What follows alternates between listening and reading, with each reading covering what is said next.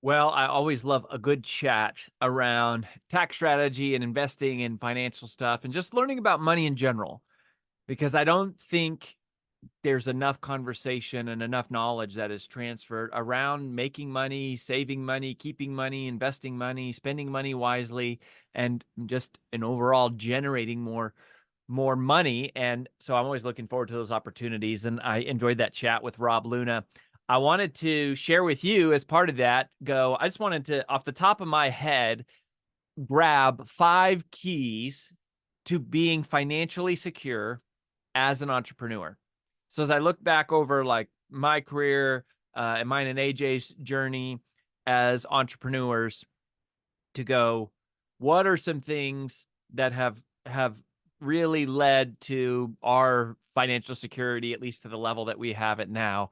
And I just thought, man, let's rattle these off because these are good, and I would have wanted to have known these or heard them over and over again as an entrepreneur. So here they are: 5 keys to being financially secure as an entrepreneur. Number one, get debt free to own your freedom. Get debt free to own your freedom. And this is one that I will be forever grateful to Dave Ramsey, because he has the program that teaches people how to get debt free.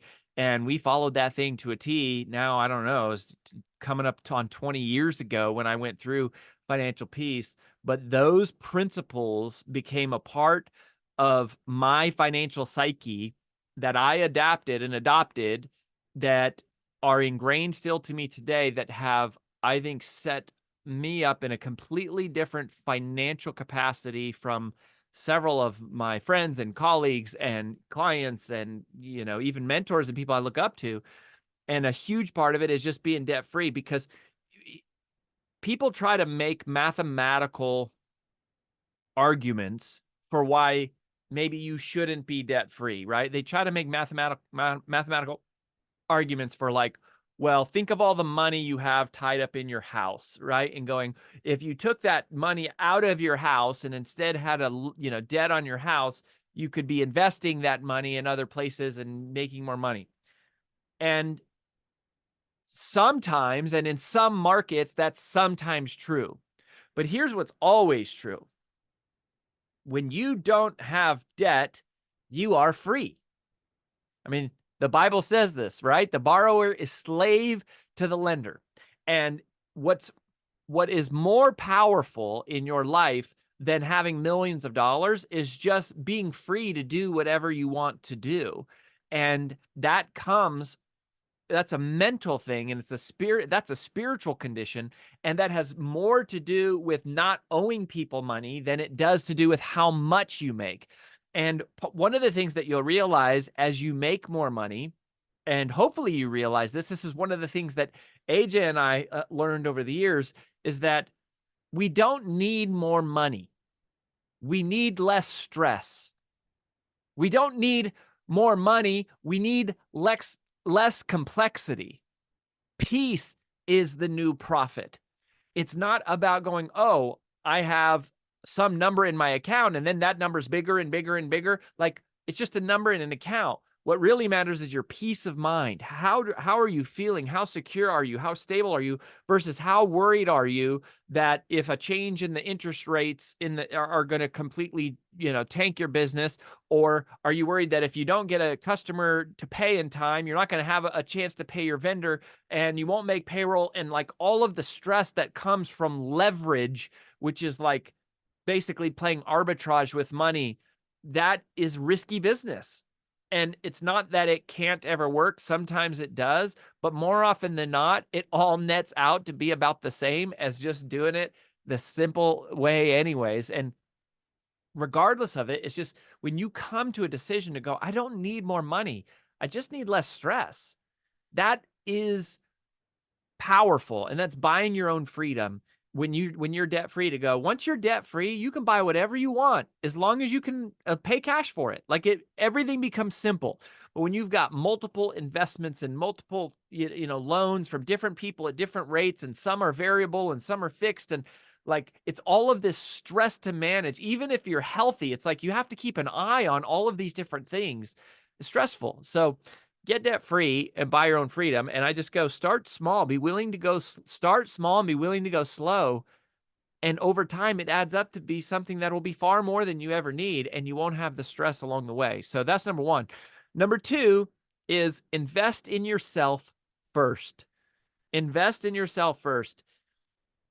If there are when people think of investments, what they tend to think of like, ooh, buy real estate or invest in the market or maybe do non-traditional investments, right? Like, artwork or crypto or, wine or like whatever. There's all these different things currencies. There's all these things you can invest your money into. But the number one thing you should invest your money into is yourself, your own mind, your own personal development. The greatest return on your money that you will ever get is strengthening your mind, your education, your knowledge, your mental capacity, and just you're building your own confidence and your own strength and your ability to create wealth and create opportunity for yourself and those around you. And we just don't hear about it. And people don't think about investing in themselves in enough of a literal way of like, if I could put money into the stock market, that might grow at, maybe 7%, maybe 8%, maybe 10% over years. But if I put that money into myself, I can grow my income exponentially over time, like in a short order.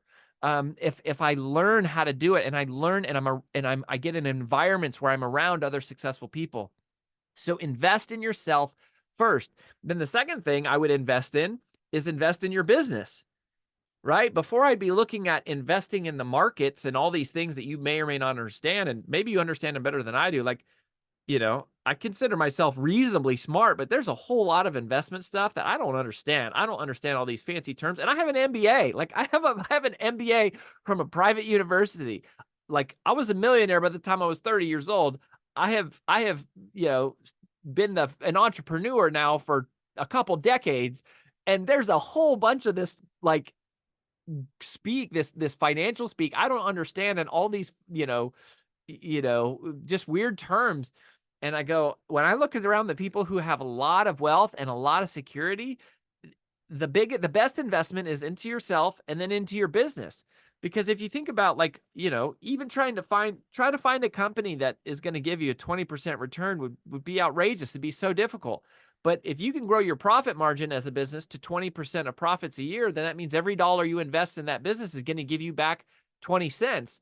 So if you can build your own business that can grow over time, and maybe it's not a lot at first, you might break even hopefully and make a little bit of money, 1%, 3%, 5%, but that business starts to grow, you inch it up, and you build a business that clocks 15% a year, 20% a year every single year for the rest of your life. Like you've built the greatest investment machine you have for yourself. Now, you don't want to have all your wealth tied up in your business because then you don't have diversity, because if something happens and you get sick or you lose key employees or customers or vendors or the market changes or regulation or a competitor kills you, like there's risk right there, but a lot of that risk is much more in your control than investing in some other asset that you have nothing to do with its performance. So I always, think invest in yourself, invest in your business, then invest in your retirement. So that's how I would think about investing. And I would go, okay, I want to get debt free first. That's simple.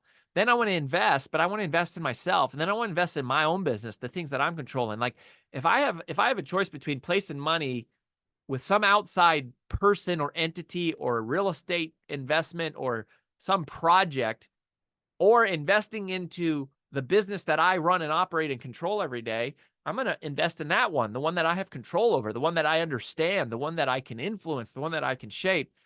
And so we just don't think of investing enough with just invest in yourself, invest in your own business. So that's investment. Number three, okay, so talking about real investments, I'm going to just say this, and maybe some of y'all will disagree. Have a boring investment strategy. Have a boring investment strategy. You heard Rob talk about buy boring businesses. Cody Sanchez is one of my favorite people to follow online. I've developed a little relationship with her recently, and that she talks about buying boring businesses all the time. Like your investment strategy should be boring. And I think buying businesses is not boring. I think buying businesses is like scary and risky, and half the time more than half the time that investment probably goes to zero, just doing single, like, investing in startups and stuff, that is not for the faint of heart. That is typically very risky. I'm talking about growth stock mutual funds, like the S&P 500 here in the US. These are, the big, large, stable enterprises that they're not going to make you a millionaire overnight, but they're going to grow steady and consistently. And if something happens to those, if those all go under, that means the world is in such dire straits. It doesn't matter what your money is, because you're probably like, fighting for candles and water and stuff. Like, these companies, the big companies, they've been around a long time. They're stable. They're not typically going anywhere. They're not going anywhere anytime soon or easily, right? And so it's a boring investment strategy. If you don't understand the investments, don't make them. And if it feels like a lot of work to understand what it is, again, I would say don't make it. If it seems complicated or complex, like if you can't explain what it is to someone else, don't do it. And, if you're doing it just because you saw someone on the internet telling you it was a good idea, man, be careful. I mean, just be careful.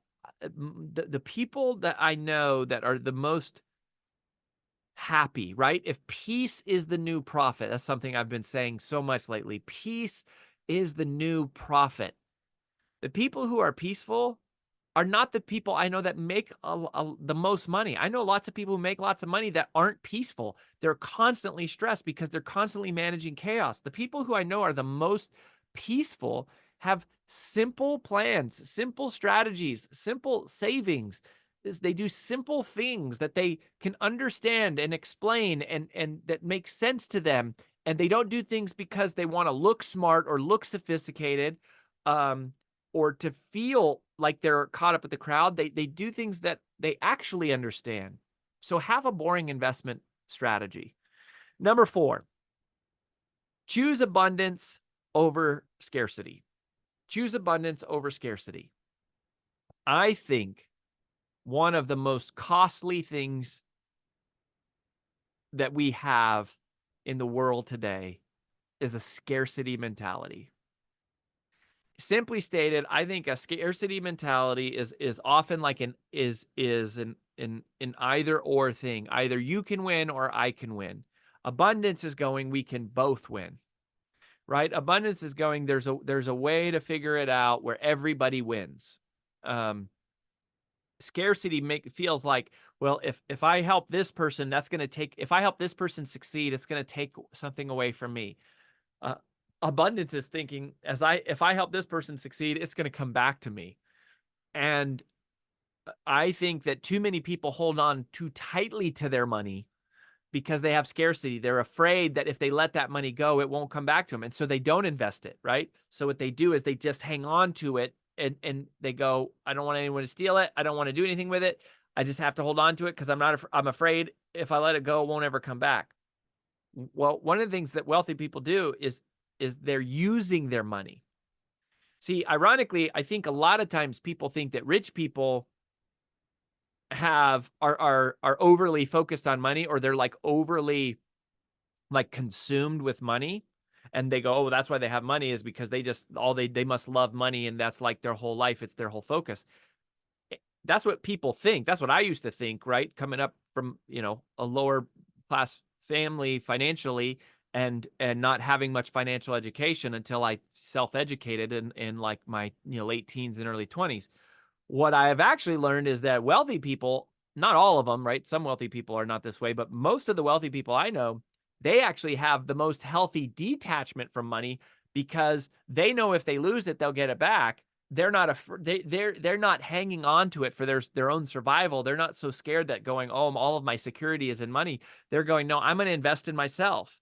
I'm going to invest in my business. I'm going to invest in growth. I'm willing to take risks. I'm willing to, and I'm willing to invest in investments, whether it be real estate or it be the stock market, or, there's not that many non-traditional investments that I am a fan of, at least unless you're like a professional investor and investing's all you do all the time and it's all you think about and talk about.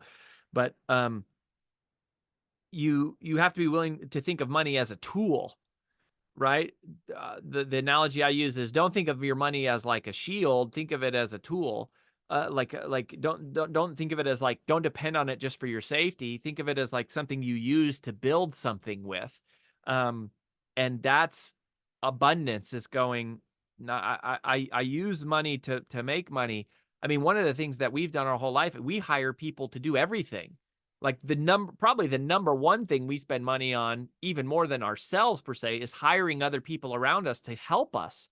We have lots of work that we need done. We need lots of help.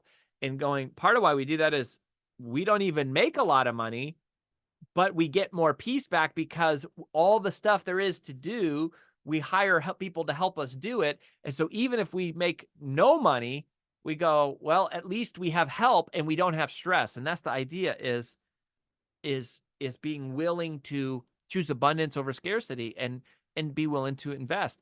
And by the way, that's the risk of being an entrepreneur, right? Is you pay yourself last, right? The potential upside is one day you would make a lot of money, but it's like we always pay ourselves last. Everyone else on our team gets paid whether there's a good month or not. Like, we have to pay them. That's the commitment. And so that's the risk. But you go, gosh, if we have, there's good months and bad months, and even if there's bad months, I trust that like over time it's going to work out. That's abundance, right? And it's thinking long term. And then number 5, this is another thing that I think this is related to abundance. And I don't think enough people talk about this. And I think this is something that's like maybe is kind of rare about me and AJ. And I think this is something, I think part of how God blesses people with money, and part of how I think part of how other people bless people with their money and they want to see people succeed is because of this. So number 5 is become great at helping other people make money. Become great at helping other people make money. If you become great at helping other people make money, you will make a lot of money, because people love being around people who help them make a lot of money. Like, and this is just something we do. Like, again, in the abundance mindset, our goal is never to pay people the least amount possible. Our goal is to pay people as much as we can. We want to always pay at the top of the market. We don't always have the money to do that, especially when we're starting something new, right? So Brand Builders Group is still only 5 years old. Like, we're still, we're just coming out of startup mode. But like, over time, we want to pay more money. We want to pay our team the most. We want to help make money for our clients. We want to help our clients succeed. Why? Not because we need their money, but because we want to help them make money. We know if we help them make money, they'll return it. They'll help us make money. We really focus on trying to help our affiliates make more money, to go, how can we help our affiliates make more money? If our affiliates make more money, they're going to want to help us make more money. But I think if you focus on just going, how can I make more money for myself? And all I care about is how do I make more money? Then it's like you're taking money from other people. And so other people close off to you. But if you figure out, how can I help the people around me make more money? Then you're like opening the door. You're opening a relationship, a connection between people to help you make more money. And, a lot of the people who have been around us, they make more money because it's a rising tide raises all ships. Is we try to help them make more money. They're working hard to take stuff off of our plate and make us free us up to be more productive and more efficient. As we're more productive and more efficient, we make more money, and then we share that back with them. So this again is a difference in mentality. Most people are thinking just about themselves. How do I make more money?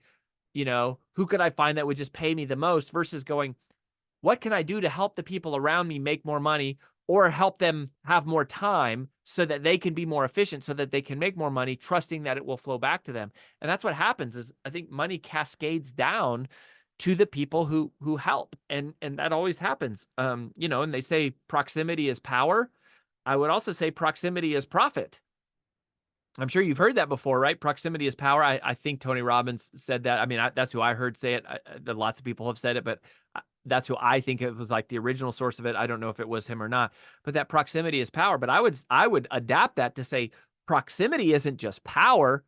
Proximity is profit, right? And if you are literally in proximity to people who have the ability to create income and create revenue and build businesses, I promise you, if you help those people succeed, it will cascade back to you.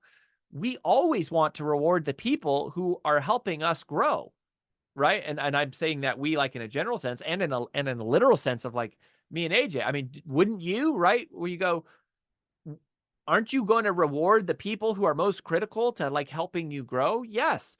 If they're really helping you and you really have that mindset of like, it's an effort, it's a partnership, it's a collaboration, we're growing together.